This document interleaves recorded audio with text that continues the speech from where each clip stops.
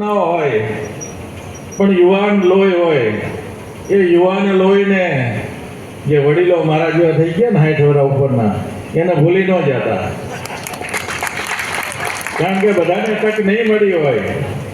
એમણે પણ સંગઠનમાં કામ કરેલું હશે તો એમને અવગણના કરીને આપણે સંગઠનને આગળ લઈ જવું હિતાવહ ન ગણાય. ત્યારે હાર્દિકભાઈને મારી એક ટકોર છે, એક વિનંતી છે. જોકે હાર્દિકભાઈ ભૂલે એમ પણ નથી, કારણ કે એમને સંગઠનનો બહોળો અનુભવ છે. ઘણા વર્ષો સુધી એમને સંગઠનની કામગીરી કરેલી છે, એટલે મારે કહેવાની જરૂર પણ ન હોય. પણ એક વડીલ તરીકે જ્યારે મારે કહેવાનું હોય તો હું ચોક્કસ કહું કે હાર્દિકભાઈ વડીલોને પણ સાથે લઈને ચાલજો. એનો એક દાખલો મને યાદ આવ્યો અત્યારે. હાર્દિકભાઈ એ કહી દો ને, એ કહી દો, એમની ઈચ્છા છે અને બધાની ઈચ્છા પણ હોય. આપણે ગામડામાં એક કહેવત છે, ખબર છે ને, પહેલાના જમાનામાં આપણે જાણ લઈને જતા ને ત્યારે બળદ ગાડામાં જતા અને ગાડા સાથે વડીલોને સાથે લઈ જતા. નકરા જુવાનિયાના જાનમાં ન લઈ જતા, વડીલોને પણ સાથે લઈ જતા. ક્યાંક ને ક્યાંક માંડવે જઈને ઊંધું પડે તો વડીલો હોય તો હમું કરે, એટલા માટે વડીલોને પણ જાનમાં જોડતા.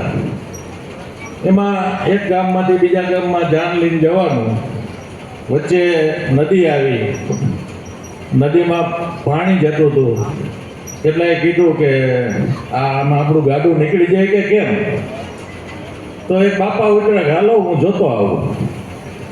જૂનવાણી ઢબમાં એમને તો આ કાંઠેથી ઓલા કાંઠે જઈ અને નક્કી કર્યું કે ક્યાંક ક્યાંક પગની પેનિંગ ઉડે એટલું પાણી છે, ક્યાંક ને ક્યાંક કાંડા સમાણું પાણી છે, ક્યાંક ને ક્યાંક ઢીચણ સમાણું પાણી, ક્યાંક ને ક્યાંક કેળ સમાણું અને ક્યાંક ને ક્યાંક પરા પાણી.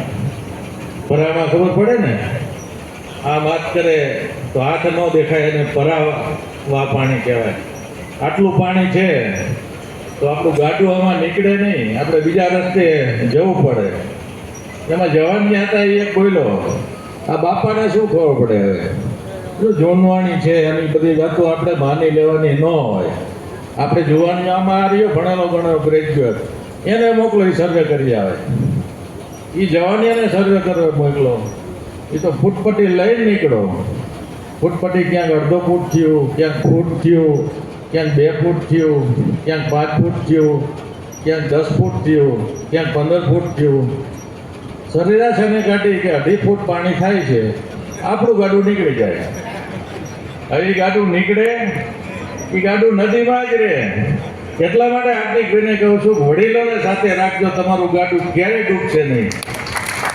વડીલોને સાથે રાખીને કામ કરતા રહેજો. અમે બધા સુરેન્દ્રનગર જિલ્લાના તમામે તમામ